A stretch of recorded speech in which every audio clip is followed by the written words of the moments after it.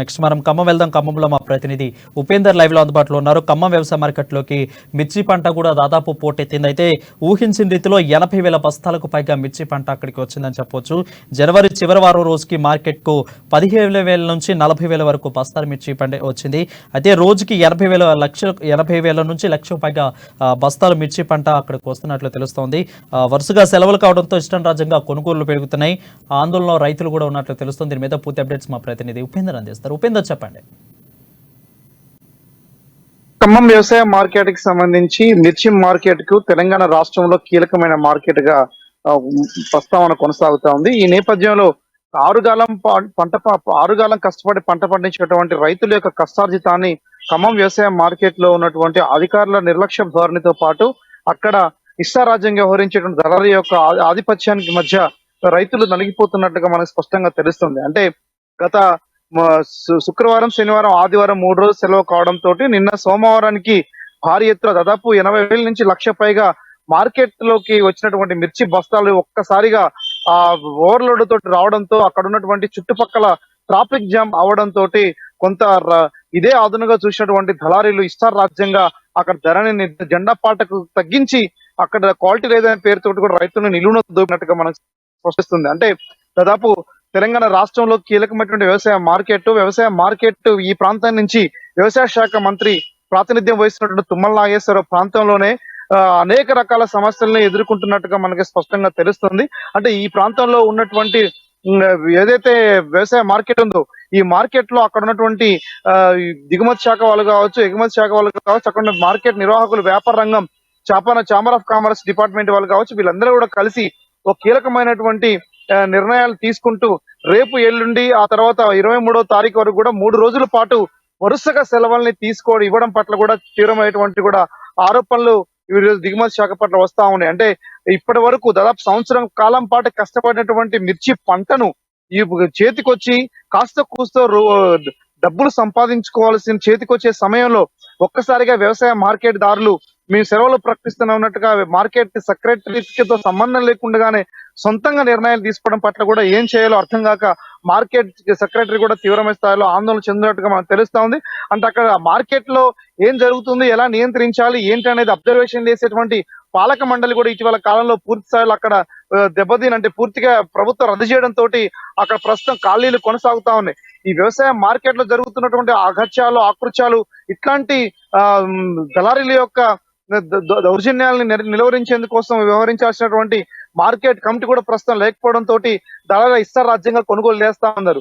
సోమవారం రోజు 20,850 రూపాయలు జెండా పాట పాడగా దాన్ని కేవలం 17,000, 18,000, 19,000 పేరుతోటి మీకు నాసిరకంగా ఉంది, క్వాలిటీ లేదని చెప్పేసి పేరుతో కూడా సుదూర ప్రాంతాల నుంచి వచ్చినటువంటి ఎవరైతే రైతులు ఉన్నారో నల్లగొండ జిల్లా, సూర్యాపేట, కొంతమంది భద్రాద్రి కొత్తగూడెం, మహబూబాబాద్, మధుర చుట్టుపక్కల ప్రాంతాల నుంచి కూడా అనేక మంది రైతులు ఈరోజు మిర్చి మార్కెట్ కి రావడం అనేది రావడంతో పాటు దాదాపు తెల్లవారుజాము నైట్ 1 గంట నుంచి బయలుదేరి తెల్లవారుజామున 6 గంటలకే మార్కెట్ లకు చేరుకొని రైతులు, ఖరీదారులు కొనుగోలుపై ఆశలు పెట్టుకొని కొనసాగుతున్న నేపథ్యంలో గత కొంతకాలంగా అంటే రానున్నటువంటి రోజుల్లో శివరాత్రి ఫెస్టివల్ రావడానికంటే ముందుగానే రైతులు తన యొక్క వ్యవసాయానికి సంబంధించినటువంటి మిర్చిల్ని అమ్ముకుంటూ దానికి అవసరమైనటువంటి అవసరాలు కూడా తీర్చుకునే ప్రయత్నం చేస్తాడు. కానీ ప్రస్తుతం ఉన్నటువంటి ఖమ్మం వ్యవసాయ మార్కెట్ లో మాత్రం దళారీలు, అక్కడ ఉన్నటువంటి డిపార్ట్మెంట్ సంబంధించినటువంటి కొనుగోలుదారులు అందరూ కూడా ఇష్టానుసారంగా ఖరీదు చేస్తూ రైతుల్ని నిలువు దోపిడీ చేస్తున్నట్టుగా మనకు స్పష్టంగా తెలుస్తా ఉంది.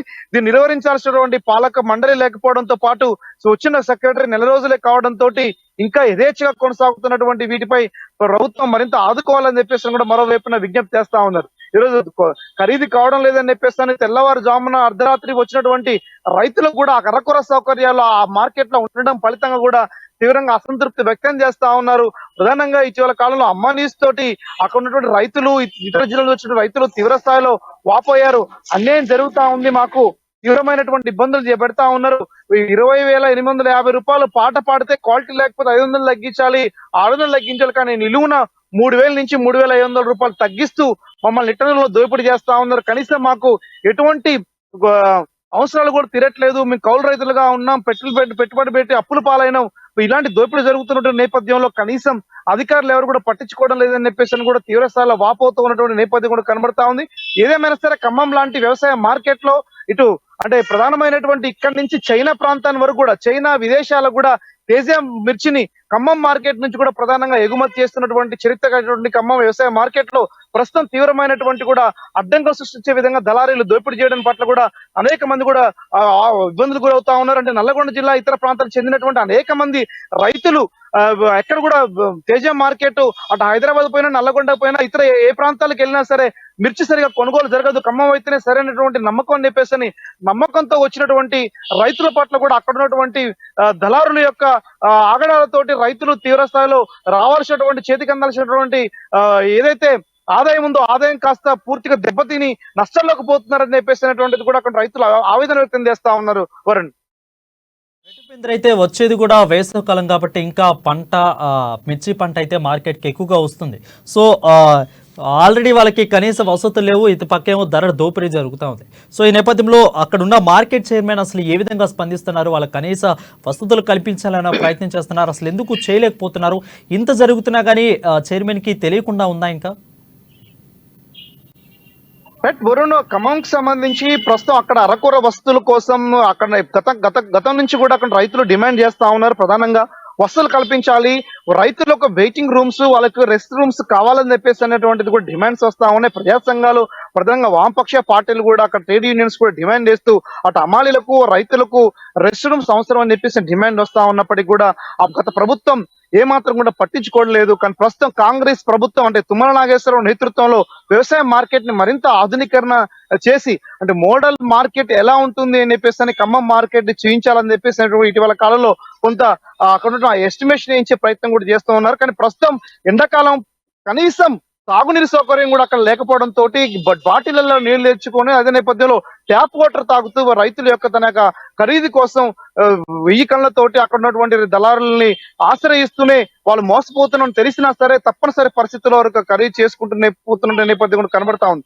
ఇట్లాంటి నేపథ్యంలో అమ్మండి లేదా అంటే మీరు ఏసీలో పెట్టుకోండి కానీ మేము ఎట్టి పరిస్థితుల్లో జెండా పాటకు తగిన పత్తులు మేము కొనుగోలు చేయమని చెప్పినటువంటి అంశం ఏదైతే ఉందో అది రైతులను తీవ్ర మనోవేదనకు గురి చేసినప్పటికీ కనీసం ఆ కష్టాన్ని చెప్పుకోవడానికి అక్కడ ఉన్నటువంటి సెక్రటరీ కూడా పూర్తి స్థాయిలో అక్కడ సరైన నిర్ణయం తీసుకోలేని పరిస్థితిలో ఉన్నటువంటి నేపథ్యంలో అక్కడ దళారుల యొక్క వ్యాపారదారుల యొక్క ఖరీదారుల యొక్క యథేచ్ఛకు అడ్డు చెప్పేటువంటి శక్తి ఎవరికి లేకపోవడం తోటి రైతులు నిలువు దోపిడీ గురవుతా ఉందనేటువంటిది కూడా ఆవేదన వ్యక్తం అవుతా ఉంది.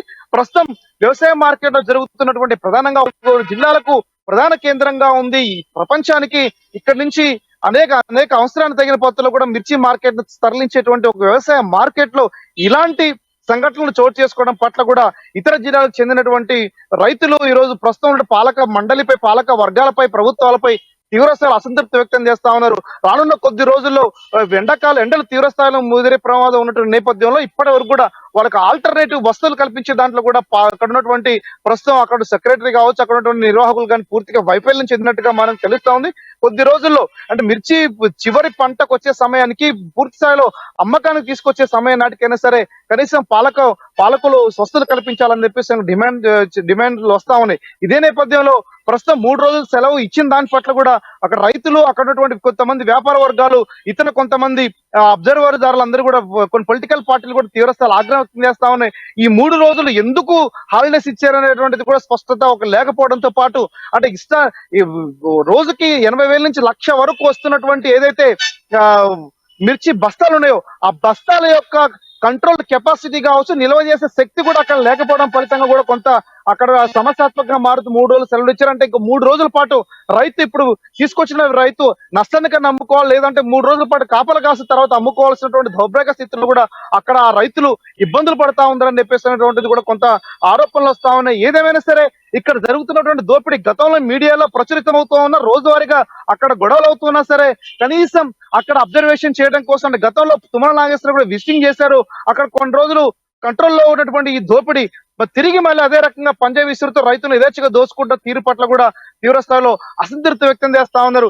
ఇకనైనా ఆ దోపిడీని అరికట్టేందుకోసం కూడా ప్రభుత్వం కృషి చేయాలని చెప్పేసి కూడా రైతులు తమ వైపు నుంచి విజ్ఞప్తి చేస్తా ఉన్నారు. వరుణ్.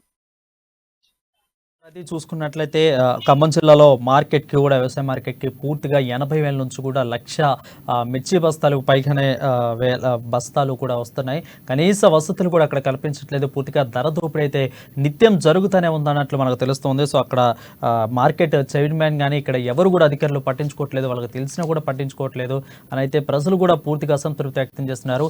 ఎక్కడికి వెళ్ళినా కూడా ఖమ్మంకి వెళ్తే మాకు మంచి గిట్టుబాటు ధర వచ్చిందని కూడా తెలంగాణ రాష్ట్రం మొత్తం మీద కూడా మిర్చి రైతులైతే ఖమ్మం వెళ్ళి అయితే వాళ్ళు అమ్మే పరిస్థితి అక్కడ కనిపిస్తుంది. కానీ అక్కడే వసతులు పూర్తిగా కూడా నిర్వీర్యంగా చేస్తున్న పరిస్థితి కనిపిస్తుంది.